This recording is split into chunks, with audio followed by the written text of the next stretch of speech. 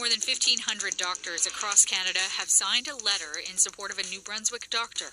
Tears, my tears flowed. I'm so grateful.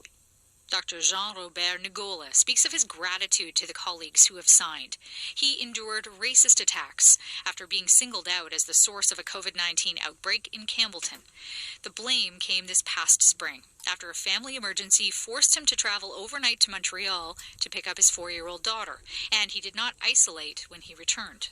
If you were a white male, I don't think the backlash towards him would have been as strong and as sustained. Toronto doctor Danusha Foster wrote the letter. She says she was inspired to act after learning that dozens of hospital workers routinely crossed Campbellton's bridge with Quebec without isolating. The letter demands an investigation into why Ngola's name was leaked on social media 1 hour after getting his positive test results. The World Health Organization is responding to questions about the coronavirus messaging coming out of the United States. It is important that we have consistent messaging between science and between government. This is complicated stuff. That's the WHO's top emergency expert. Lately, the U.S. president has been making claims about masks and vaccines that contradict the messaging from the government's Department of Health. Dr. Mike Ryan says that's not helpful. There's a process of transferring knowledge to people. It's not just shouting at them. It's communicating with them. It's engaging them. It's understanding the confusions. It's understanding their concerns. It's understanding their apprehension and not laughing at it and not turning that into some kind of political football. Donald Trump has repeatedly claimed that a vaccine could be ready before the U.S. presidential election on November 3rd. The Centers for Disease Control and Prevention says a reliable vaccine will not be ready until the middle of next year. After weeks of lockdown, Australia's Victoria State is seeing a drop in coronavirus infection rates. Most restrictions are now being lifted, except in the city of Melbourne. Daniel Andrews is the Premier of Victoria State. This strategy is working. These numbers are falling, and that's exactly what we have to do. We have to stay the course and get this job done, get these numbers low, because that's when we'll be able to keep them low. If we open up when they're too high, then they will just get higher and higher. For decades, more than 100 non-profit housing organizations have been providing homes for Indigenous families in cities and towns across the country. But as their buildings age, many of those organizations are struggling to find money to fix them. Shayna Luck has that story. There was a water leakage in the bathroom. Patty Doyle Bedwell remembers well the years she spent in subsidized housing. It's like you're not worthy of anything. Today, she's a tenured associate professor at Dalhousie University. But 30 years ago, she was a broke student living in an apartment in Halifax owned by a non-profit Indigenous housing organization. And there was mold again, water leakages again, holes in the floor again. Back then, the federal government was subsidizing the creation of small Indigenous housing providers, including hers. Margaret Foe is the head of the Aboriginal Housing Management Association of BC. In fact, it's not unusual in any part of the world where colonization has occurred. Last year, Ottawa announced $638 million for urban Indigenous housing under its National Housing Strategy. Foe believes that's not enough. She's concerned another generation will be forced to live in the same broken buildings. Shayna Luck, CBC News, Halifax. Hurricane Sally is now downgraded to a tropical storm, but it is being blamed for one death in Alabama. Colleen Udell is with the Cajun Navy, a group which has rescue teams in Louisiana. They're coming across, down power lines, trees, debris in the roads. There is some flooding. 8 hurricanes have hit the U.S. Atlantic coast this season, making it a record year.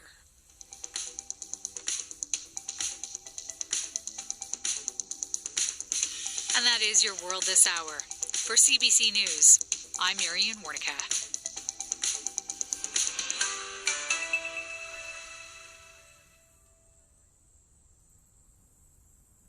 From CTV News at 7:08 a.m. today. Hello, I'm Nicole Dubé from the CTV Newsroom in Winnipeg. Here are the top stories. With demand for faster testing, Canada's health minister says she doesn't want to rush the approval process. Patty Hajdu says rapid testing kits that could give results in about 15 minutes without going through a lab are not reliable enough. But a top Public Health Ontario official says a lab-based saliva test may be coming soon. Prime Minister Justin Trudeau is once again saying he doesn't want an election this fall, but if there is one, he thinks it can happen safely. Trudeau repeated his feelings after the Liberal cabinet retreat. The opposition will have a chance to topple the minority Liberals after next week's speech from the throne. Trudeau has started consultation with the other party leaders about the speech. U.S. wildfire smoke has now made its way to Edmonton. Thick smoke has been drifting into BC for more than a week now, and today there are still air quality advisories extending northward in BC and across southern and central communities.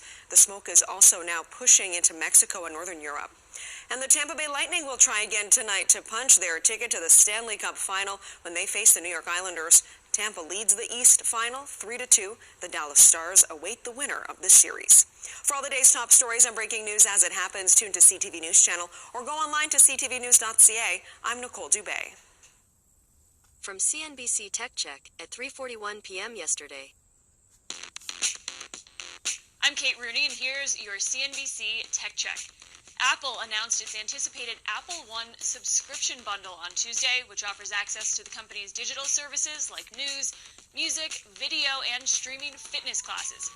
The subscription services come in 3 tiers, starting at $14.95.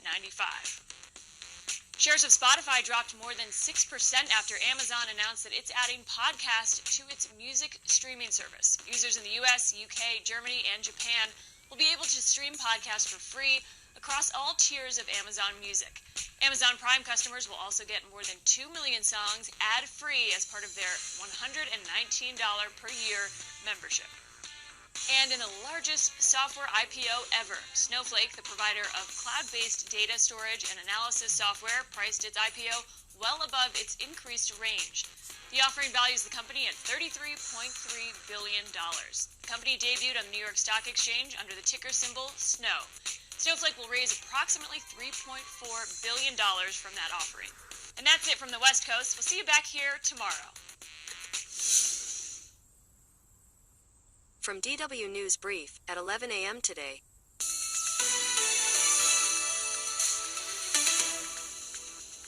This is DW News. These are our top stories. A police operation is underway on the Greek island of Lesbos to move thousands of migrants and refugees into a new temporary tent city. Many have been sleeping on the street since fire destroyed the EU refugee camp at Moria. Authorities say the operation has been peaceful, even though many people are reluctant to move into the new facility. A video released by colleagues of Alexei Navalny claims the prominent Russian opposition leader was poisoned at his hotel in Siberia rather than at the airport as previously thought. Traces of Novichok, the nerve agent used to poison him, were detected on an empty water bottle in his hotel room. The German bioengineering company BioNTech say production of 750 million doses a year of a COVID-19 vaccine could start in the first half of next year. The drug's being developed in collaboration with Pfizer, and BioNTech will purchase a production facility in the German city of Marburg from pharmaceutical giant Novartis. This is DW News from Berlin. You can follow us on Twitter and Instagram at DW News or visit the website dw.com.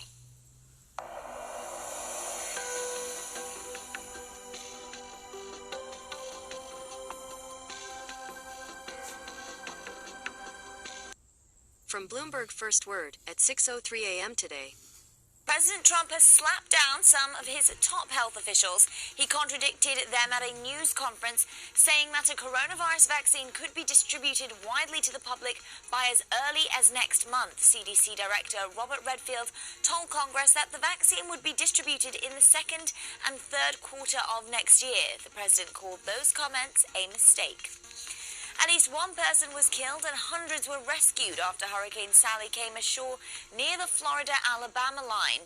Heavy rain swamped Pensacola, Florida, and other cities in the region. Sally is now a tropical storm. It could drop up to a foot of rain today in parts of Alabama and Georgia.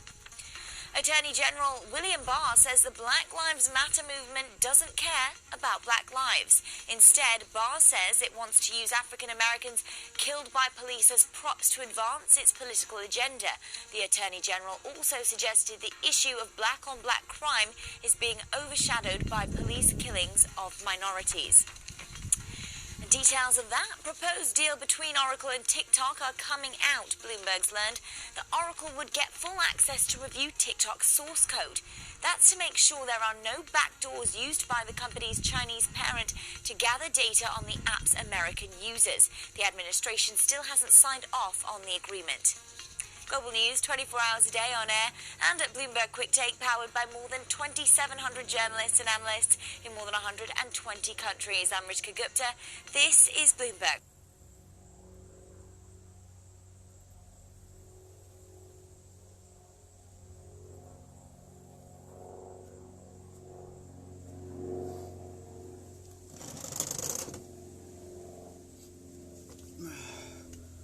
Be right back, guys. Enough, and it's got the quiet power you need. The Theragun Gen 4 starts at $199, Bob. Go to Theragun.com/explained right now to check it out. Support for the show today comes from Who We Are, a chronicle of racism in America. It's a new podcast by Ben and Jerry's based on ACLU Deputy Legal Director Jeffrey Robinson's acclaimed present, and you can find it wherever you find your podcast. Months ago on the show, I said something like, anything that was bad before is worse in 2020. And the West Coast's wildfires are no exception. 10% of Oregon warned or ordered to evacuate. More than 3 million acres burned in California. The worst air quality in the world from San Francisco north to Vancouver. Smoke wafting across the entire continent. And if that weren't bad enough, a president who wants to deny this has anything to do with year after year of record-setting heat on a warming planet. But that particular element is nothing new, and it's not helping anything. Today, we're going to hear from a helper, a hero. My name is Glenn Hayden. I work for the U.S. Forest Service as a wildland firefighter. I've been doing it for 16 years now. Currently, I'm on the Fork Fire on the El Dorado National Forest. I've kind of been fighting fire in my backyard here and in California for a long time now. Tell me what your life has been like the past few weeks. Really busy. For our crew, we're off rotation. So normally we're out on 2-week assignments and we come back, we get a couple days off, we go for a 2-week assignment, and we've already worked, I think, 91 hours of overtime this 2-week off rotation period. And I think everyone has some idea of what firefighters are doing to fight these wildfires, but I'm sure there's a lot of things that you do that people have no conception of. Can you just tell us what fighting a wildfire involves? There's kind of a couple stages of it. Kind of the first stage and the most exciting and the part that kind of gets all the news coverage is normally the initial attack of it, the really exciting part where there's the big flames and all the smoke, and that's kind of what hooks a lot of people into this job is that kind of exciting part. And for us, the first couple days of this fire was pretty intense. It was huge flame lengths, the wind was howling, we were picking up spot fires for the first 24, 48 hours. It was a really aggressive firefight.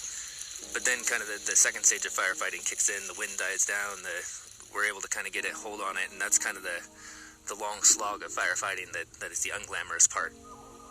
The mop-up work, the digging in the dirt to kind of extinguish every last little ember, the hand-feeling sections of the line where at the end of the day you're just covered with soot and ash and dirt and sweat, and that's probably 90% of the actual firefighting work is securing those control lines after the main flaming front is passed. What exactly is a line for people who don't know? That's pretty much where we hold the fire. We get hand tools and we'll scrape away a foot or two of mineral soil, and that can be our control line. A dozer can come through and push the big section down to mineral soil, and that'll be a control line. It can be a road. It's just the line that we choose that we're going to try to hold it. This is where we're going to make our stand. And while you're doing that cleanup work, are you inhaling smoke? Are you... Oh, yeah. Are you putting yourself at risk, or does it feel like, safe? We make it as safe as possible. We go through and we take off at all the hazard trees or anything that could potentially hurt us in our work environment. Try to minimize that. But yeah, it's still extremely smoky. It's still you're digging through ash and there's just clouds of kind of ash and soot around you, there's still the hazard of the fire itself. And that's just kind of something that we have to deal with. It's kind of why firefighters retire early. They acknowledge that this is kind of part and parcel of it. My wife always says, why don't you guys wear a mask? Like, just try wearing a mask. But wearing a mask for the hours that we work and the type of labor we do, it'd either be covered in ash within the first hour or you'd fill up with sweat, and it's not a very functional alternative, unfortunately.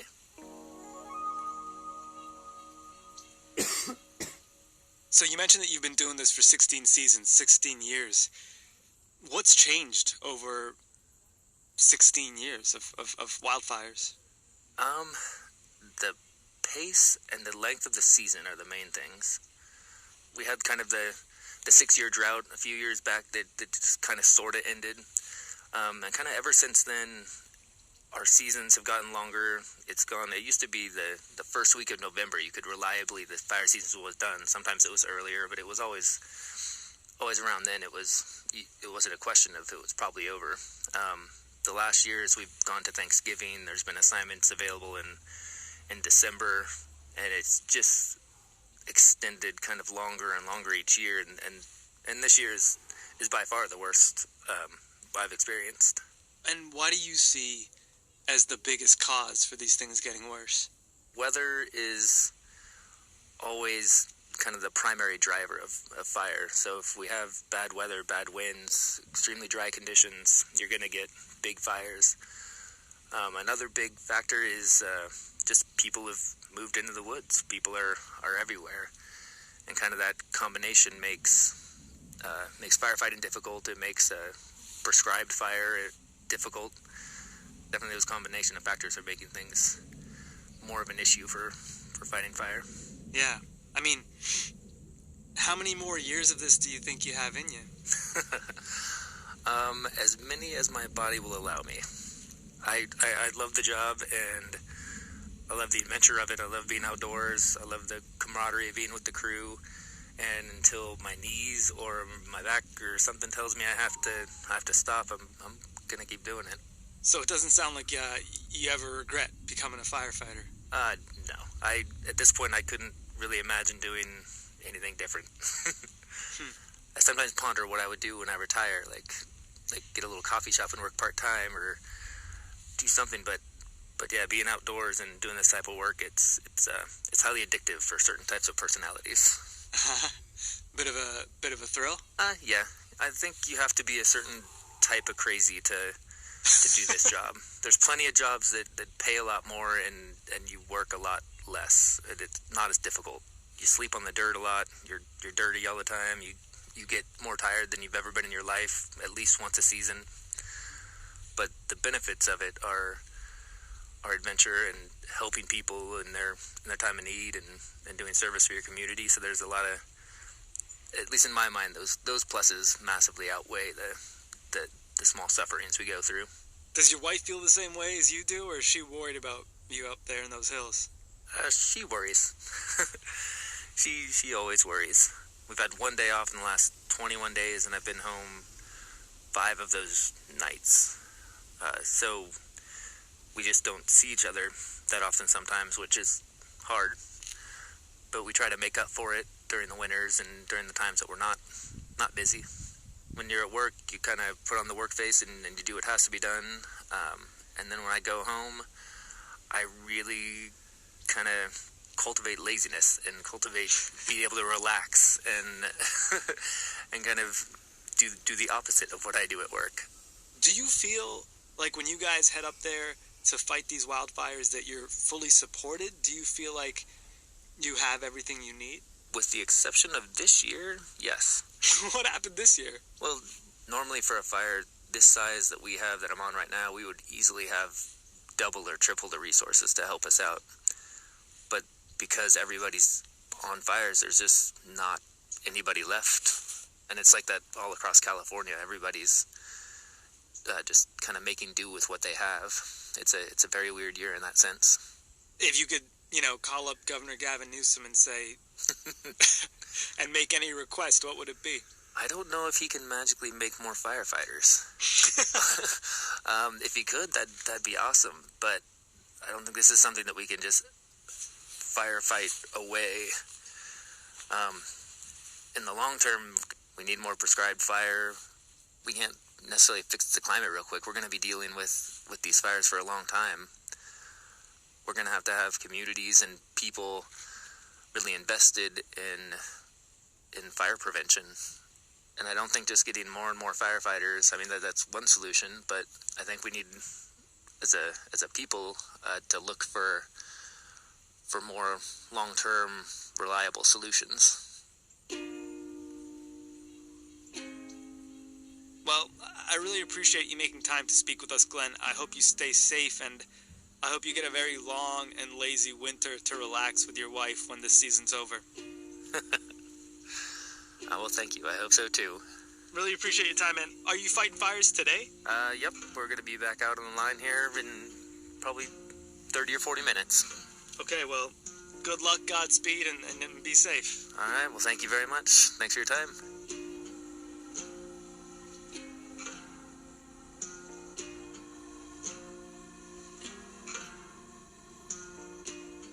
Glenn has found ways to cope with the wildfires. Strategies for everyone else in a minute.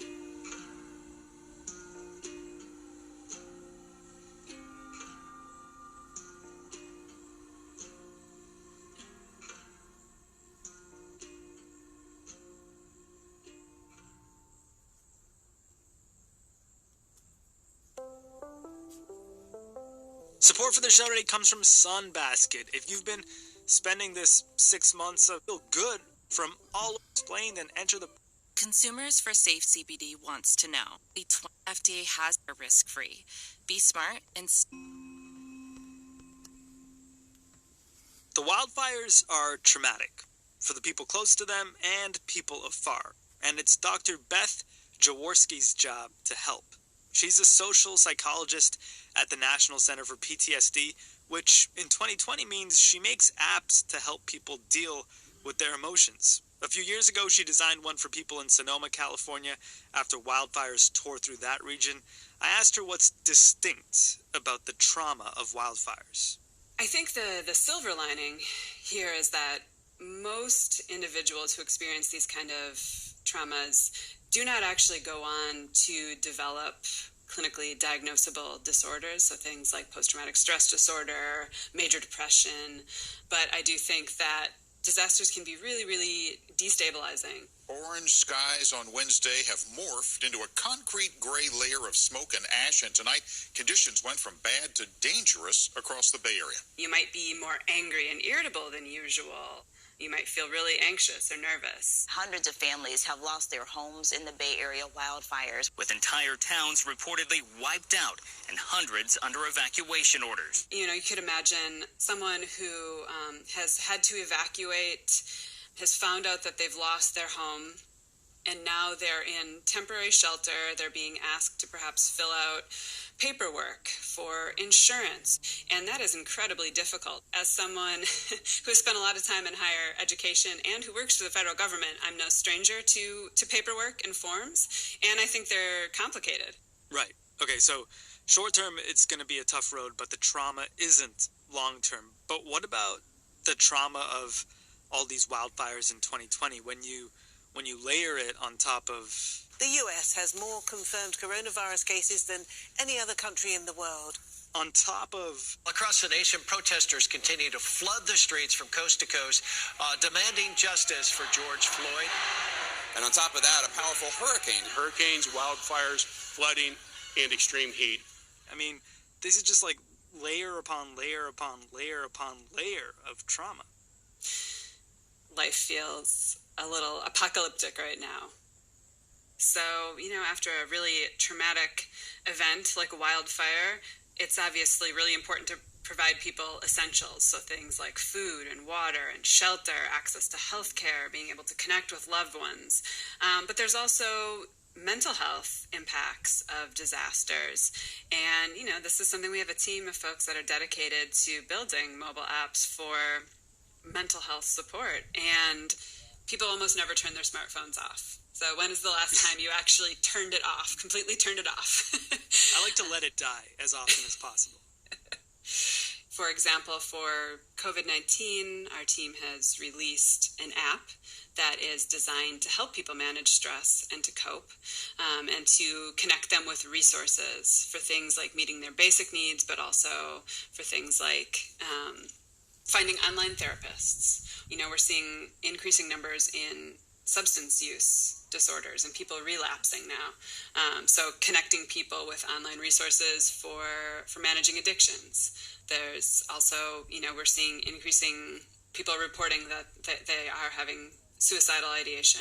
For people going through these moments of feeling like they're about to relapse with any sort of addiction or even contemplating suicide, if you tell them to download an app, they might kind of feel like belittled or that you're not taking them seriously. Have you had to deal with that? Yeah, that's a great question. And something I definitely want to make clear is that this app is intended as perhaps a starting point, as a way for people to connect with the kinds of resources they might need, but certainly not as a replacement for human connection and trained professionals. Tell me what your COVID app looks like. I mean, first of all, what's it called and what happens when you download it? Walk me through the process.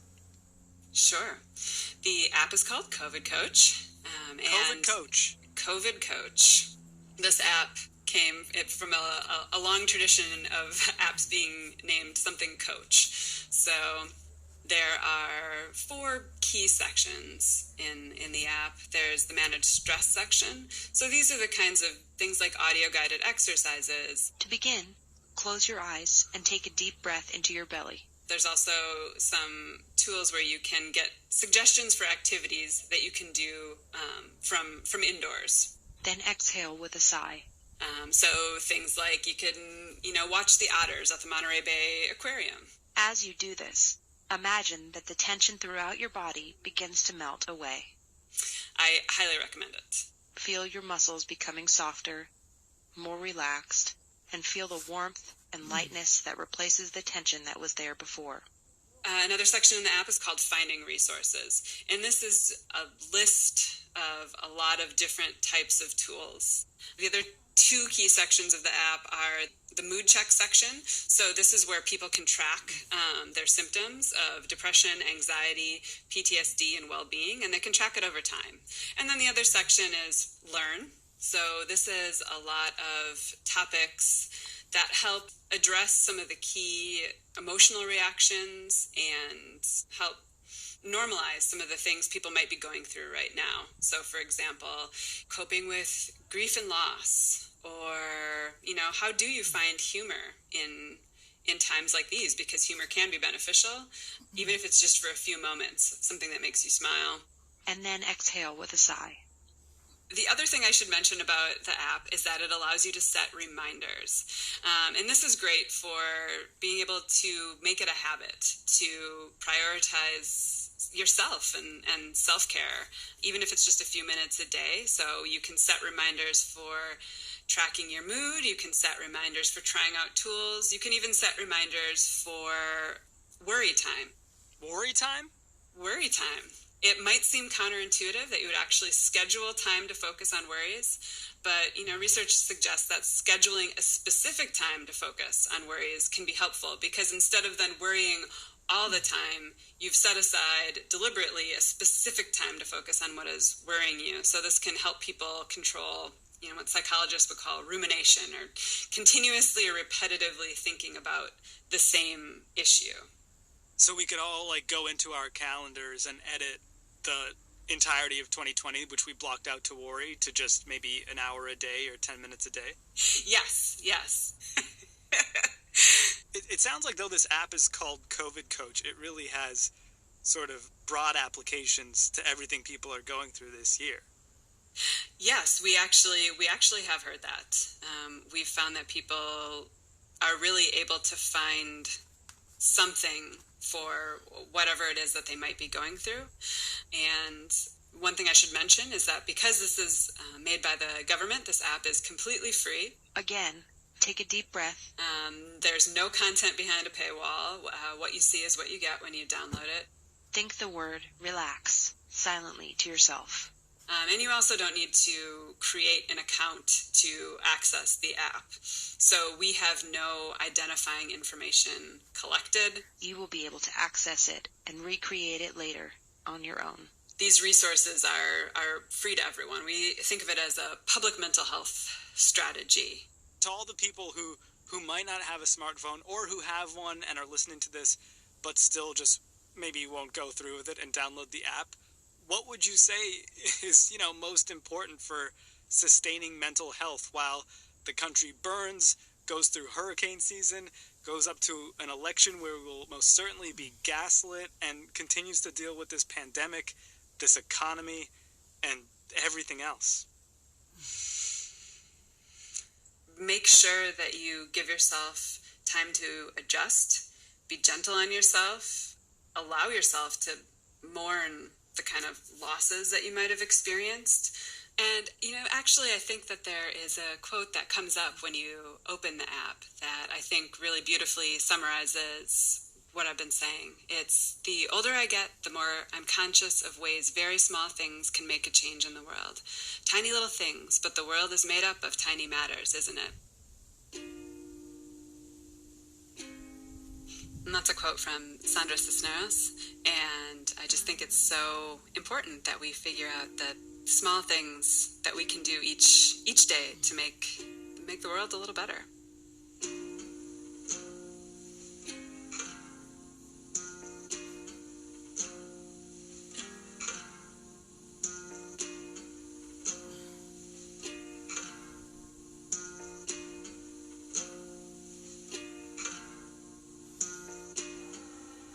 Dr. Beth Jaworski is a real-life COVID coach, but also one of the people behind the COVID Coach app, which you can find and download wherever you find and download your apps. I'm Sean Rameswaram. This is Today Explained.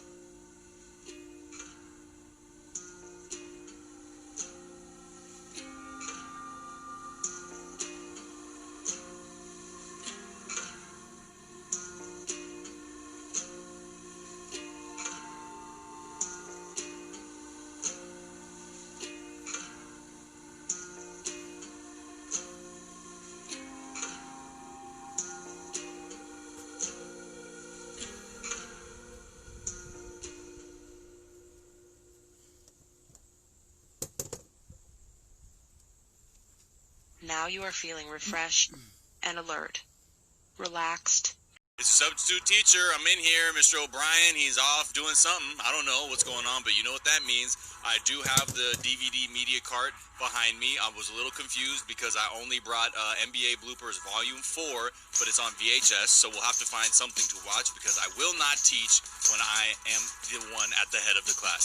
Welcome to Season 151, Episode 4 of The Daily Zeitgeist, a production of iHeartRadio. It's the podcast where we take a deep dive into America's shared conscious, subconscious, and say officially off the fucking rip. Fuck the Koch brothers as in Koch Industries. Fuck Fox News. Fuck fondant on cake because it's a fucking waste. It fucks up the flavor. I don't know why it's there. It's to maybe make shapes. Fuck Rush Limbaugh, Ben Shapiro, Tucker Carlson, J.K. Rowling, all of them. Fuck everybody.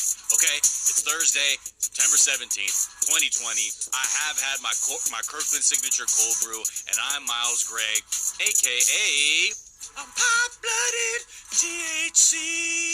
I've got a fever of 420. Miles of Gray, do you do more than dabs? I'm pop-blooded. Blow. Okay, thank you to Hannah Soltis at Soltis Hannah for that wonderful AKA. And I'm thrilled. Oh my God. I'm more than thrilled. I'm ecstatic. And maybe because I popped Molly in the parking lot on my way into class, maybe that's literally ecstatic at the idea that I am joined by my guest co-host, none other than, from on high, from Mount Scamlimpus, the scam goddess herself, Lacey Mosley. Hey, what's up? It's Lacey Mosley, aka the Scam Goddess, aka, okay, y'all bear with me. I don't know if I'm gonna be able to get through this. I'm gonna try. Whoa, scamming you softly, and I'm still robbing. You're the one I scheme, and I will always grift you. Oh,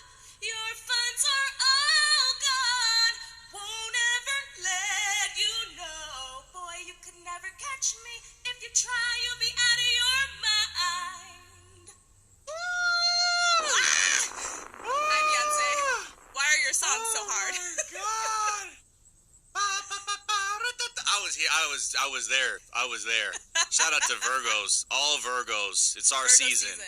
The one time we will be extroverted about something is just about this time. Other than that, we're just going to be like, oh, that quiet person? Okay. Also very organized. Very organized or as sloppy as fuck, like me. I don't have that part. You should see my desk. It looks like I don't know, like I'm trying to channel spirits with the way I have these empty cans arranged on my tabletop. But I digress. Because, Lacey, we're joined by a first-time guest, but somebody who is, actually part of the family, on the Big Money Players Network. But also somebody who's in the family because they're a hilarious, talented black creator. Okay, this is somebody who, you probably heard of him. Maybe you haven't. But if you didn't, now you will. Please welcome the amazing and talented Langston Kerman. Yeah, I feel like I need a song. I need an intro, some remix of Busted Baby, perhaps. Don't do that. Yeah. Listen, did you see the Busted Baby television show auditions? I'm sorry. No, you don't say that casually. You don't get to did you see?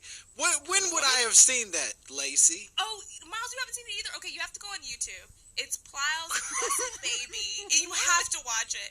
Pliles Busted Baby TV show auditions. This happened when I was in high school. It was going to be a new flavor of love. And it's just a bunch of women auditioning. They're like, I love Pliles. If you want to be in the bushes, I'm going to be in the bushes with you. If he want to, it's the most ridiculous audition I've ever seen. It's very funny. How did I not know about this? How did you know about what? Did you didn't, this isn't going to be something we're going to see you in, right? Oh, she in it. She in the background. That was a direct quote from Lacey's audition. This exactly like you. This one was called Lacelle, though. I did not want to be a busted baby.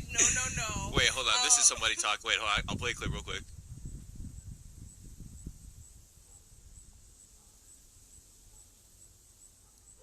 This is her. Okay, so this is very 2006, maybe? Yes, okay. You have to watch the whole thing, and it's I'm excited. I have weed and 7 minutes and 28 seconds of free time, so I will definitely be watching this later. I love anyone leveraging a single song into an entire reality show premise. That sounds fantastic to me. I know. That's a very, very strong brand, imagination, and a team. That's a flex. Greedy representatives who are like, I think we can squeeze the fuck out of this idea. You know that mushmouth man? Let's make him the star of a TV show. Yeah, exactly. Everybody wants to be with him. I want to be Mrs. Mushmouth. All right, well, before we get to know you, Langston, even better, we're going to tell people what we're going to be talking about. The feds have unveiled or at least outlined a potential vaccine program. We'll take a look at what that means, and especially, Langston, for somebody who hosts a podcast about conspiracies, my mama told me, maybe, we'll have some insights into how people look at these things, the FDA, what the government is trying to do, because there's a lot of thoughts around this vaccine, whether it even works, for starters. We'll also talk about this group called Democrat Voters Against Joe Biden, which sounds like, progressives or leftists, but it's actually a group of Republicans who are really wanting to make something happen that just isn't quite there. We're going to take a look at that group because they have a very interesting background. Spoiler alert, none of them are Democrats. We'll also talk about Trump's massively successful town hall he had that was not on Fox News. So already that's, I don't know if he can really take L's anymore, but it was hard to watch. We'll also talk about the fact that 2 million people still, rent DVDs from Netflix, the discs. 2 million people are still part of that program. I had no clue. And also the continuation of the Lady Antebellum versus the real Lady A back and forth lawsuit. Because, come on, Lady Antebellum, they're acting like trash. And this lawsuit, I think it underlines that. But first, before we get into all that, Langston, what is something from your search history that's revealing about who you are? So I had a few things that came up that I was hesitant to share, and then there were some things that I felt more confident about sharing. I've been looking up a lot of pictures of Toni Braxton lately. in part because I got in an argument with a friend about whether or not I believe that she's been bleaching her skin over the years. And I say yes. The bitch looked different to me.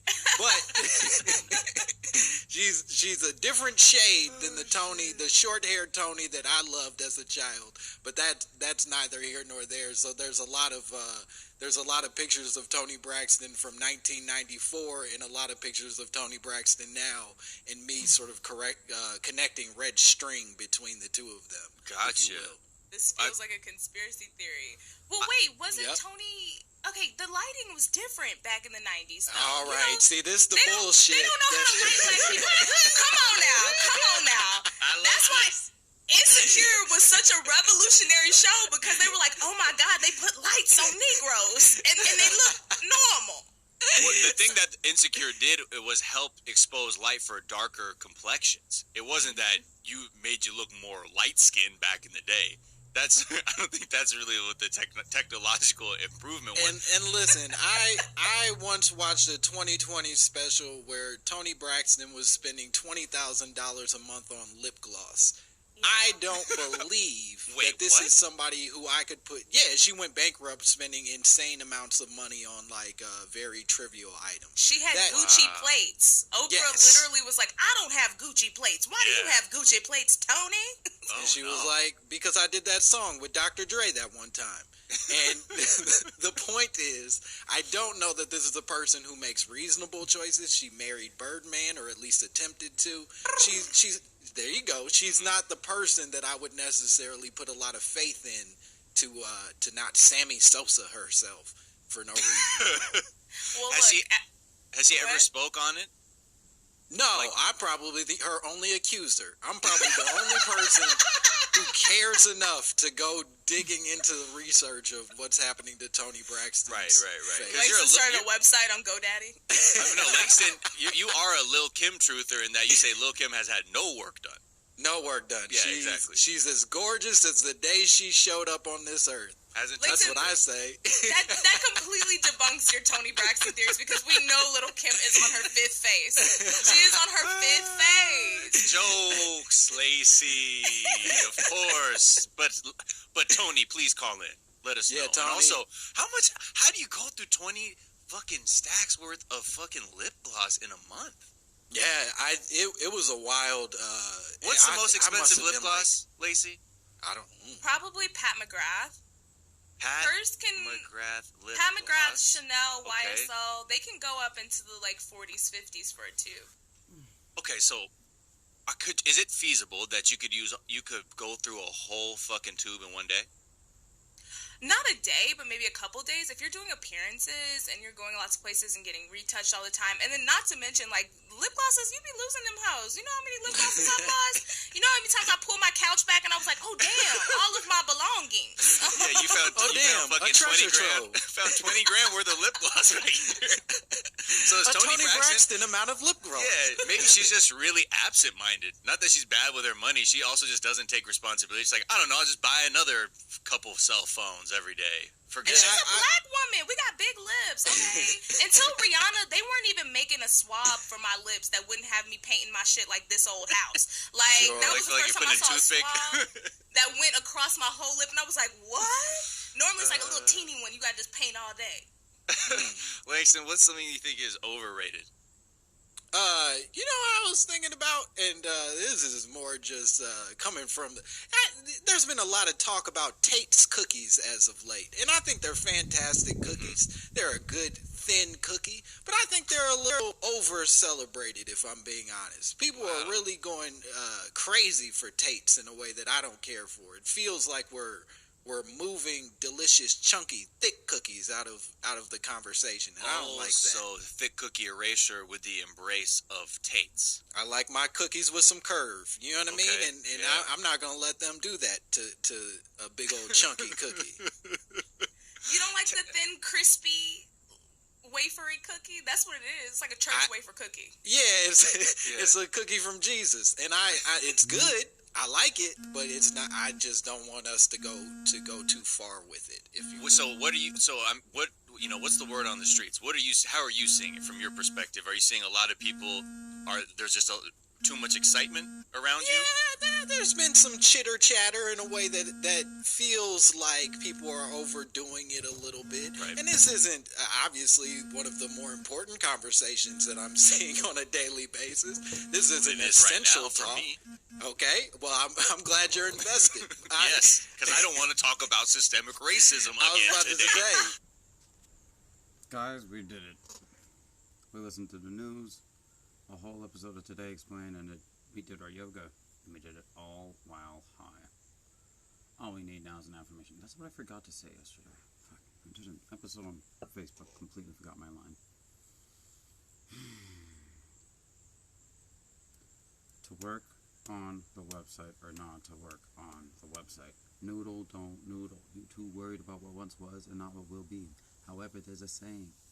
Yesterday's history. Tomorrow is a mystery. But today's a gift. That's why they call it the present. Guys, thank you so much for joining. I appreciate y'all joining. Have a good day. And I'll see you next time I decide to do this.